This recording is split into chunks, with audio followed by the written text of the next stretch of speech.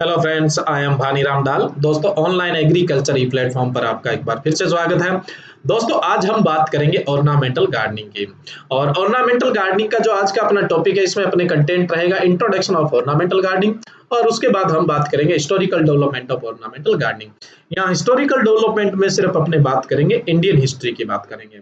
अगला जो अपना टॉपिक होगा उसके अंदर अपने बात करेंगे वर्ल्ड वाइड हिस्ट्री की बात करेंगे, ठीक है। तो सबसे पहले अपने बात करते हैं ऑर्नामेंटल गार्डनिंग की जो स्टडी की जाती है फ्लोरिकल्चर में की जाती है, यानी पुष्प विज्ञान में की जाती है। अपने हॉर्टिकल्चर का इंट्रोडक्शन चैप्टर था, उसके अंदर अपने बात की थी फ्लोरिकल्चर लैटिन भाषा के दो शब्दों से मिलकर बना हुआ है। एक तो फ्लोरी से और दूसरा कल्चरा से। फ्लोरी का मतलब होता है पुष्प यानी फ्लावर, और कल्चरा का मतलब होता है कल्टीवेशन यानी खेती करना। अब देखो ये फ्लोरिकल्चर क्या है। फ्लोरिकल्चर है वो हॉर्टिकल्चर की एक ब्रांच है जिसमें अपने कमर्शियल फ्लावर यानी व्यावसायिक फूलों का, ऑर्नामेंटल गार्डनिंग यानी अलंकृत बागवानी का, और फ्लावर अरेंजमेंट यानी जो फलों को अपने अरेंजमेंट सॉरी फलों क्या पुष्पों को अरेंजमेंट करने के बारे में जो स्टडी की जाती है उसको फ्लोरिकल्चर कहा जाता है।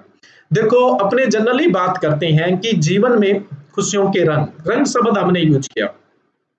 फ्लावर है उनमें बहुत तरह की डाइवर्सिटी है, नाना प्रकार के कलर है, नाना प्रकार के टेक्सचर है, और नाना प्रकार की इनमें सुगंध है जो हमारे हार्ट को टच करती है। फ्लावर के ये जो डिफरेंट डिफरेंट कलर होते हैं ये हमें बहुत तरह के मैसेज देते हैं। इनके जरिए अपने मैसेज भी कन्वे करते हैं। और जैसे प्रकृति के अंदर कुछ हम ऐसे प्लांट्स के आसपास बैठते हैं जिससे हमें शांति मिलती है, कुछ गहराई देखने को मिलती है, कुछ क्लोजनेस देखने को मिलती है, कुछ वार्मनेस देखने को मिलती है, कुछ कूलनेस देखने को मिलती है। ये प्लांट की कलर की वजह से, प्लांट के टेक्सचर की वजह से होता है। तो धीरे धीरे अपने पूरे का पूरा गार्डनिंग डिस्कस करते जाएंगे तब अपने को ये कहानियां समझ में आती जाएगी। अब अपने बात करें ऑर्नामेंटल गार्डनिंग। देखो ऑर्नामेंटल गार्डनिंग क्या है। जो पौधे सुंदर है उन सुंदर पौधों को अपने क्या करेंगे, इस तरह से अरेंज करेंगे कि वो पर्टिकुलर जो एरिया है वो वहां सुंदर लगे और यहाँ के आसपास के लोगों को आकर्षित करें और उनके लिए रिक्रिएशन का काम करे, यानी उनके लिए मनोरंजन का काम करे। उसको अपने ऑर्नामेंटल गार्डनिंग कहा जाता है। अब देखो पौधों में अगर मैं बात करूं, हर्बेसियस पौधे, छोटे पौधे, शाक के पौधे जिनमें लकड़ी नहीं बनती है, वो है श्रब्स यानी झाड़ियां हैं, पेड़ हैं। ये सुंदरता अपने प्रदर्शित करते हैं और सुंदरता प्रदर्शित करने के इनके पास कई तरीके हैं। कुछ ऐसे पौधे होते हैं जिनके फूल सुंदर होते हैं जिसकी वजह से उनमें सुंदरता होती है, उनको अपने फ्लावरिंग प्लांट बोलते हैं। कुछ पौधे ऐसे होते हैं जिनकी वानस्पति जो होती है, जैसे मैं बात करूं, आप देखो यहाँ पे, ये देखिए यहाँ पे ये जो झाड़ी लगी हुई है इसका जो वानस्पतिक भाग है वो सुंदर है। ये वानस्पतिक भाग की वजह से सुंदर है तो अपने इसको फोलिएज प्लांट बोल दिया जाता है। तो ये सुंदरता फ्लावर्स की वजह से भी हो सकती है, फोलिएज की वजह से हो सकती है, या किसी पौधे में ये दोनों तरह की सुंदरताएं देखने को मिल सकती है। तो ये अपने ऑर्नामेंटल गार्डनिंग की बात है। अब अपने बात करें historical development of ornamental gardening की, यानी ऑर्नामेंटल गार्डनिंग की हिस्ट्री की बात करें तो देखो ऑर्नामेंटल गार्डनिंग अलंकृत बागवानी जो ह्यूमन सिविलाइजेशन है उसके साथ स्टार्ट हो गई थी। जैसे मैं बात करूं इंडस घाटी के अंदर हड़प्पा सभ्यता के जो अवशेष मिलते हैं, या हड़प्पा सभ्यता का जो समय था वो 2500 बीसी से लेकर 1750 बीसी तक का था। उसके अंदर उनके जो अवशेष है उससे पता लगता है कि वो लोग हैं वो डेकोरेशन में कुछ पेड़ों को, कुछ पौधों को काम में लिया करते थे। इसके अंदर जैसे अपने बात करें कि जैसे मतलब कुछ पेड़ है जिनका डिस्क मतलब जिनके अवशेष देखने को मिलते हैं, जैसे पीपल का पेड़, पीपल का बोटेनिकल नेम होता है फाइकस रिलीजियोसा है ना, अपने इंडिया का इसको रिलीजियस ट्री भी बोलते हैं। और लोग जो बुद्ध के फॉलोअर्स हैं वो इसको अपने बुद्धिस्ट ट्री भी बोलते हैं। तो ये फाइकस रिलीजियोसा लोग लगाते थे, फाइकस बेंगालेंसिस यानी बनियान ट्री, बरगद भी लगाते थे।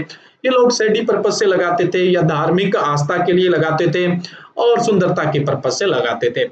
तो ऑर्नामेंटल गार्डनिंग यानी ये जो ऑर्नामेंटल प्लांट है, ट्री है, ये हड़प्पा सभ्यता से ही अपने को देखने को मिलते हैं। कहने का मतलब ह्यूमन सिविलाइजेशन से ही मानव की सभ्यता का जब विकास हुआ यानी वो ढंग से सिस्टमेटिक रहने लगा था, तब से ही ऑर्नामेंटल गार्डनिंग स्टार्ट हो गई थी, अलंकृत बागवानी है वो स्टार्ट हो गई थी।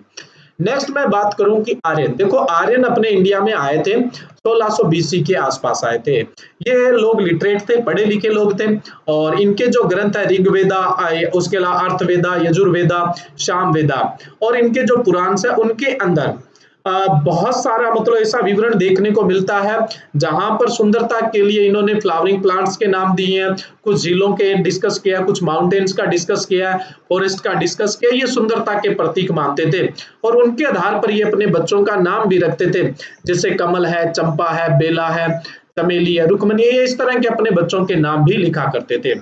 उसके बाद मैं बात करूं वाल्मीकि।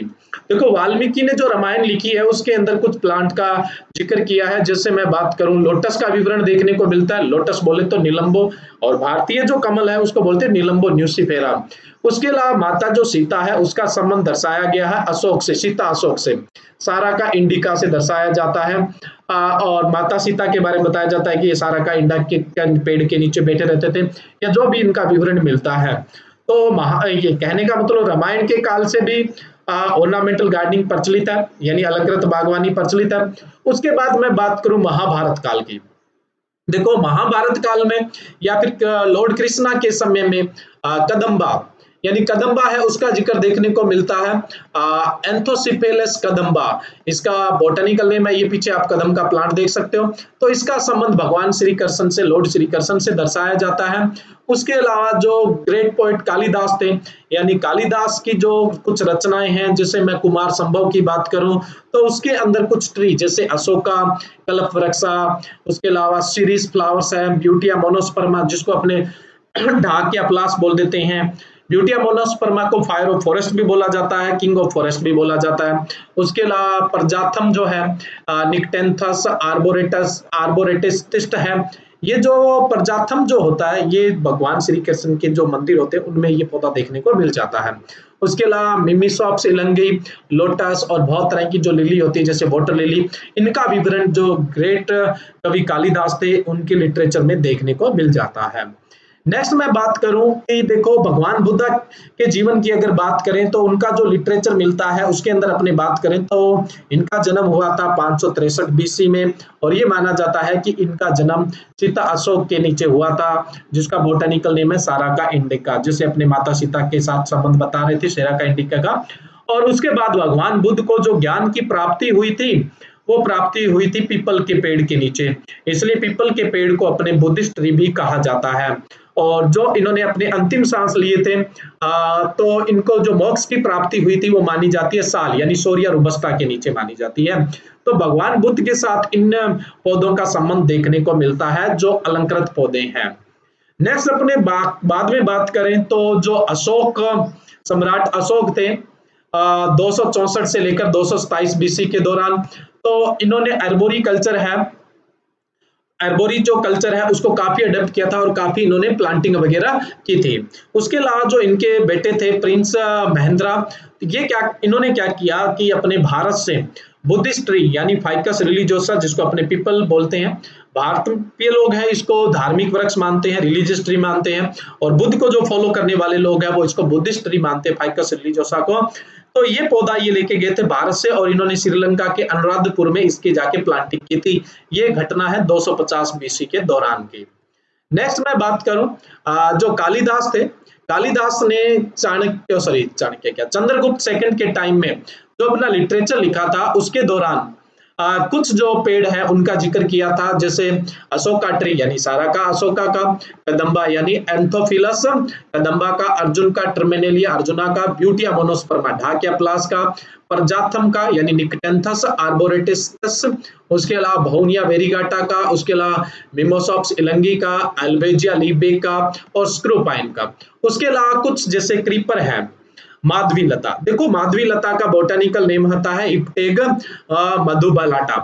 देखो इसमें जो यहाँ मतलब शकुंतला जो करेक्टर था उसके बारे में लिखा हुआ है कि शकुंतला है वो जहां पर खेलती थी उसको इन्होंने नाम दिया था प्लेजर गार्डन यानी खुशहाली का उद्यान, और वहां पर ये जो माधवी लता थी उसके साथ ये शकुंतला है ये क्रीड़ा करती थी। तो कालिदास के लिटरेचर में कुछ इस तरह का जिक्र देखने को मिलता है। और इनकी जो एक लिटरेचर है मेघदूत, तो मेघदूत के अंदर ये बताया गया है कि अलकापुरी जो है, अलकपुरी जो एरिया था, अलकपुरी जो था वहां की जो औरतें थी तो वो क्या करती थी, कदम के जो फूल है, ये कदम के जो फूल है उनको अपने बालों में सजाने के लिए लगाया करती थी और अपनी भुजाओं पर जो गुलाबी रंग का कमल है उसको सजाने के काम में लिया करती थी।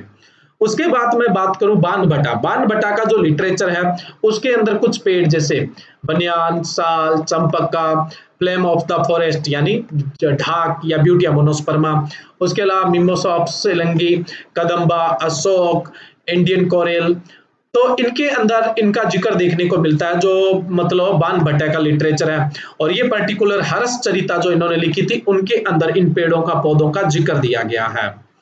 उसके बाद मैं बात करूं वात्सेना 300 से लेकर 400 एडी के दौरान जो इन्होंने कामसूत्रा बुक थी, इनकी जो बुक थी वात्सेना की कामसूत्रा, उसके अंदर इन्होंने कुछ गार्डन का जिक्र किया और उस गार्डन के अंदर कुछ प्लांट का भी डिस्कशन हुआ है।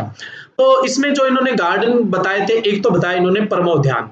देखो प्रमोद उद्यान है वो किसके लिए बना होता था, जो रॉयल कपल होता था यानी राजा रानी जो होते थे उनके एंजॉयमेंट के लिए बना होता था प्रमोद्यान।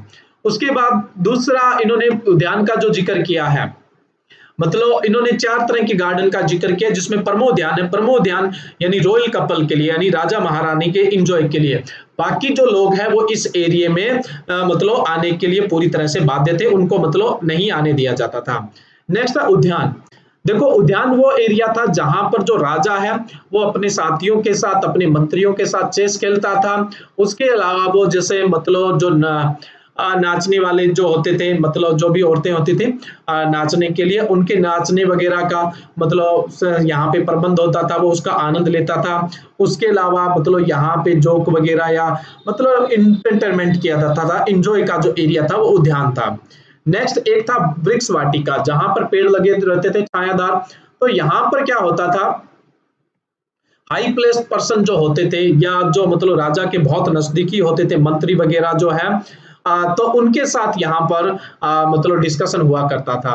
और नंदवनम जो है ये मतलब भगवान श्री कृष्ण को डेडिकेट किया जाता था।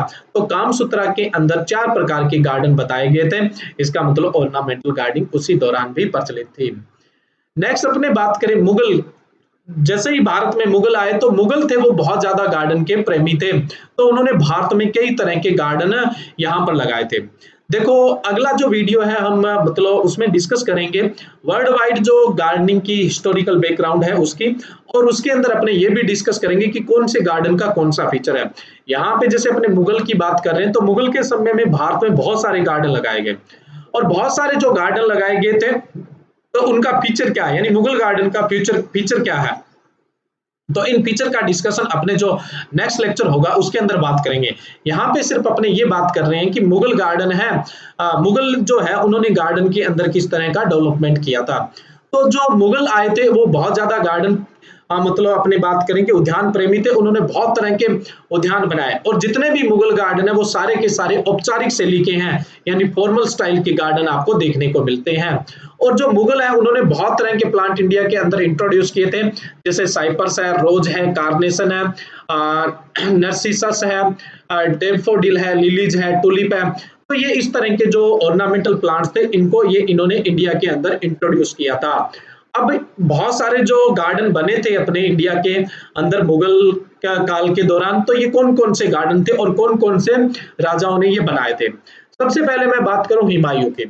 देखो हुमायूं जो थे इन्होंने रोड साइड प्लांटिंग करवाई थी, एवेन्यू प्लांटिंग, रोड के आसपास जो छायादार पौधे हैं उनको लगवाया था। उसके बाद मैं अकबर की बात करूं तो अकबर है उन्होंने गार्डन ऑफ फतेहपुर सिकरी आगरा के अंदर बनवाया, टॉम गार्डन सिकंदराबाद आगरा के अंदर बनवाया। उसके बाद मैं बात करूं जहांगीर की तो जहांगीर ने शालीमार गार्डन, अचल बाग और वरियांग ये कश्मीर के अंदर बनवाए थे। उसके अलावा इतमाद उद दहुल्ला ये आगरा के अंदर बनवाया, दिलखुश गार्डन है ये लाहौर के अंदर बनवाया, अब ये पाकिस्तान में आता है। उसके बाद मैं बात करूं शाहजहां, शाहजहां इन्होंने शालीमार गार्डन लाहौर में के अंदर बनवाया, ताजमहल और रेड फोर्ट गार्डन है वो आगरा के अंदर बनवाया, और रेड फोर्ट गार्डन है वो दिल्ली के अंदर बनवाया। औरंगजेब है इन्होंने औरंगाबाद गार्डन बनवाया, और फादी खान जो है उन्होंने पिंजौर गार्डन पिंजौर हरियाणा के अंदर बनवाया था। तो ये मुगल काल के दौरान जो कुछ फेमस गार्डन बनाए गए थे वो ये है। नेक्स्ट अपने बात करें देखो जैसे मुगल जो है, मुगलों के बाद अपने बात करें ब्रिटिश, ब्रिटिश थे वो भी क्या थे मतलब उद्यान प्रेमी थे, उन्होंने भी इंडिया के अंदर कई तरह के गार्डन बनवाए थे, और इन्होंने कुछ विदेशी जो पौधे हैं वो इंडिया के अंदर इंट्रोड्यूस किए थे। जैसे गार्डन के अंदर आप लॉन देखते हो, हरियाली जो देखते हो जिसको आप हार्ट ऑफ गार्डन बोलते हो, ये जो इंग्लिश गार्डन का ही मुख्य फीचर था। उसके अलावा जैसे आजकल अपने गार्डन के अंदर फ्लावर बेड लगाते हैं, फूलों की क्यारियां लगाते हैं, ये फ्लावर बेड है, ये भी इंग्लिश गार्डन यानी ब्रिटिश गार्डन की ही देन मानी जाती है। उसके अलावा बहुत सारे जो एनुअल्स इंडिया के अंदर इंट्रोड्यूस किए थे, वो किए थे अंग्रेजों ने इंट्रोड्यूस किए थे। जब यूरोप से वो इंडिया में आए या फिर जहां-जहां पर इनके उपनिवेश थे, वहां-वहां से जब वो इंडिया में आए, तो बहुत सारे पौधे इंडिया के अंदर ये लाए थे। जैसे मैं बात करूं फोलोक्स, बर्बियाना, लक्सपर, डहलिया, पेंसी, एस्टर, एंथुरियम, इस तरह के जो प्लांट है वो इन्होंने इंडिया के अंदर इंट्रोड्यूस किए थे। नेक्स्ट अपने बात करें कि इंडिपेंडेंस के बाद, आजादी के बाद भी बहुत सारे इंडिया में गार्डन बने और आजादी से पहले भारतीय राजाओं ने भी कुछ गार्डन बनाए थे, जैसे सबसे popular example Mandore garden Jodhpur है। आजादी के बाद बुद्धा जयंती पार्क न्यू दिल्ली के अंदर बना हुआ है, रोज गार्डन चंडीगढ़ के अंदर बना हुआ है, रॉक गार्डन भी चंडीगढ़ के अंदर बना हुआ है। ऐसे बहुत सारे जो गार्डन हैं वो अपने पिछले लेक्चर के अंदर डिस्कस किया था कि भारत के जो पॉपुलर पॉपुलर गार्डन है वो कौन से और कौन सा गार्डन कहाँ पर है। तो ये कुछ इंडिपेंडेंस के बाद भी कुछ गार्डन है वो इंडिया के अंदर आए थे। उसके अलावा जापानीज गार्डन है वो भी इंडिया के अंदर इंट्रोड्यूस हुए थे और जापानीज गार्डन की क्या हिस्ट्री है वो अपने अगले वीडियो के अंदर बात करेंगे जब वर्ल्ड वाइड हिस्टोरिकल बैकग्राउंड की बात करेंगे। अब इंडिया के अंदर कुछ जो पॉपुलर गार्डन है जो हमने पिछले वीडियो में डिस्कस किए थे वो दोबारा से यहाँ पे इन लिस्ट है, आप देख सकते हैं कौन सा गार्डन कहाँ पर है। तो ये एक अपने जो लेक्चर है इसके अंदर अपने ऑर्नामेंटल गार्डनिंग में हिस्टोरिकल बैकग्राउंड की बात की है। यहाँ से भी कई बार सीधा सीधा क्वेश्चन उठाकर पूछ लिया जाता है। तो ये लेक्चर अपना खत्म होता है। Thank you.